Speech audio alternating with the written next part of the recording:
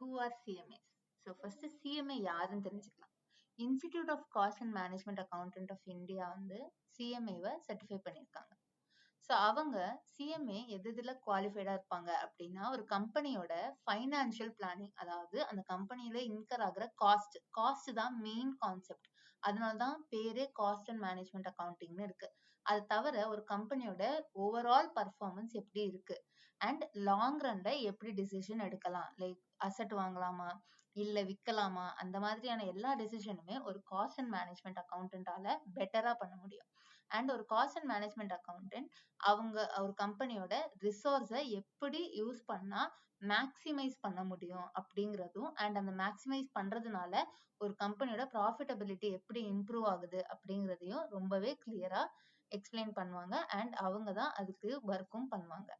So major responsibility area அப்படின்னு பார்த்தோம்னா budgeting. So next வருஷம் என்ன நடக்க போகுது அப்படிங்கிறத இந்த வருஷமே அவங்க ஒர்க்கிங்ஸ்லாம் போட்டு டாப் மேனேஜ்மெண்ட்டுக்கு ப்ரெசென்ட் பண்ணுவாங்க. அது தவிர ஒரு கம்பெனியோட ஃபைனான்சியல் அனாலிசிஸ், அதாவது P&L பேலன்ஸ் ஷீட் இதெல்லாம் அனலைஸ் பண்ணுறது.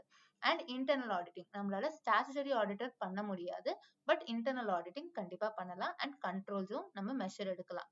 அண்ட் ரிஸ்க் என்ன, அதோடைய ஸ்ட்ராட்டஜிக் அண்ட் காஸ்ட் மேனேஜ்மெண்ட் என்ன, இது எல்லாமே ஒரு சிஎம்ஏவால தான் பண்ண முடியும். ஸோ எப்படி சிஎம்ஏக்கு இந்த பவர் வந்துச்சு எப்படின்னா, கம்பெனிஸ் ஆக்ட்னால தான். ஸோ கம்பெனிஸ் ஆக்டுக்கு நம்ம ஒரு தேங்க்ஸ் சொல்லிடலாம். ஏன் கம்பெனிஸ் ஆக்ட்னால இந்த பவர் வந்ததுன்னா, செக்ஷன் 148 ஆஃப் கம்பெனிஸ் ஆக்ட்ல சென்ட்ரல் கவர்மெண்ட் சில கம்பெனிஸ் அவங்களுடைய நார்மல் P&L பேலன்ஸ் ஷீட்டை தவிர cost balance sheet and cost P&L எல்லாமே மெயின்டைன் பண்ண சொல்லியிருக்காங்க. அண்ட் அது ஒரு காஸ்ட் ஆடிட்டரா, காஸ்ட் அக்கௌண்டன்டால ஆடிட் பண்ணி இருக்கணும் அப்படிங்கிறதும் சொல்லியிருக்காங்க. ஸோ நெக்ஸ்ட் இதுல லெவல்ஸ் என்னென்ன இருக்கு அப்படின்னு பார்த்துடலாம். So first level is foundation, second level is intermediate, third level is final. இந்த கோர்ஸுக்கு எந்த ஏஜ் லிமிட்டும் கிடையாது, நீங்க எந்த ஏஜ்ல வேணா பண்ணலாம். அண்ட் இது ஒரு ப்ரொஃபஷனல் கோர்ஸ். அண்ட் இதுல எப்பயுமே giving up is not an option. நீங்க ட்ரை பண்ணிட்டே இருக்கணும், கண்டிப்பா உங்களுக்கான ரிவார்ட்ஸ் கிடைக்கும். So next foundation.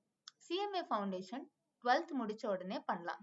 ஸோ இது காலேஜ் பண்றவங்க இல்ல காலேஜ் தேர்ட் இயர்ல இருக்கேன் அப்படின்னா நீங்க இது தேவையில்லாம எழுதி டைம் வேஸ்ட் பண்ண வேணாம். நீங்க டைரக்டா வந்து இன்டருக்கு என்ரோல் பண்ணிக்கலாம்.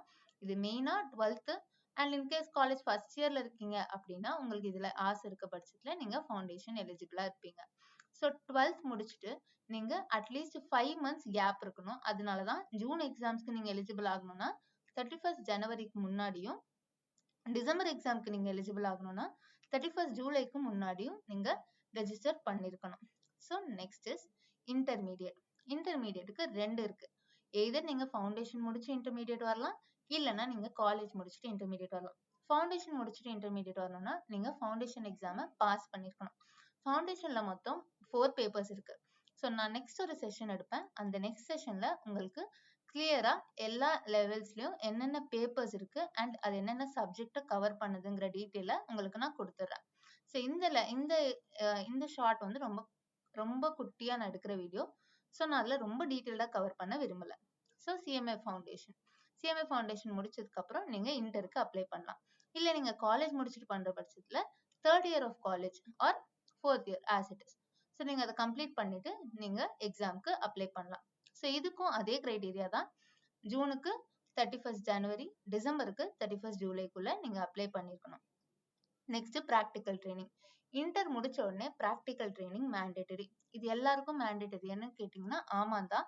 பட் சில பேர் இதுல எக்ஸாம்ஷன் எடுத்துக்கலாம். யார் எக்ஸாம்ஷன் எடுத்துக்கலாம்னா அவங்க ஆல்ரெடி ஒர்க்கிங் அண்ட் அந்த working organisation appendix A and appendix பில கவர் ஆயிருக்குன்னா அவங்க இதுல இருந்து எக்ஸாம்ஷன் எடுத்துக்கலாம். ஆனா அவங்க சில கிரைடீரியாஸ் ஃபில் பண்ணணும். லைக் அவங்க நிறைய ஃபார்ம்ஸ் சப்மிட் பண்ணணும். எல்லா ஃபார்மும் சிஎம்ஏ இன்ஸ்டிடியூட் சாட்டிஸ்ஃபை ஆயிட்டாங்க அப்படின்னா அவங்கள ஃபைனலுக்கு எலிஜிபிள் பண்ணிடுவாங்க. இல்ல அவங்க ஏதாவது ஃபார்ம்ஸ் இது பண்ணல, சாட்டிஸ்ஃபை பண்ணல அப்படின்னா அவங்க கண்டிப்பா ப்ராக்டிக்கல் ட்ரைனிங் பண்ணணும். ஸோ ஜென்ரலா ப்ராக்டிக்கல் ட்ரைனிங் எல்லாருக்குமே எலிஜிபிள் தான். அந்த எலிஜிபிள் பீப்புள் கண்டிப்பா 15 months ப்ராக்டிக்கல்ஸ் ட்ரைனிங் பண்ணணும். அண்ட் ப்ராக்டிக்கல் ட்ரைனிங்கை கண்டிப்பா appendix A and appendix B இந்த பிளேசஸ்ல மட்டும்தான் பண்ண முடியும். ஸோ ப்ராக்டிக்கல் ட்ரைனிங் ரொம்ப இம்பார்ட்டன்ட். ஏன்னா நீங்க நிறைய நாலேஜ் கத்துப்பீங்க, நிறைய படிக்கிறதுல பார்ப்பீங்க. பட் ப்ராக்டிக்கல் சேலஞ்சஸ் வரும்போது நம்மளால அதை ஃபேஸ் பண்ண முடியாது. அதனால ப்ராக்டிக்கல் ட்ரைனிங் ரொம்ப இம்பார்ட்டன்ட். எனக்கு புரியுது ஸ்டைஃபன் ரொம்ப ரொம்ப கம்மி தான். பட் இருந்தாலும் இது உங்களுக்கு ஒரு part of life. So next வந்து நீங்க ஸ்கில் ட்ரைனிங் எடுக்கணும்.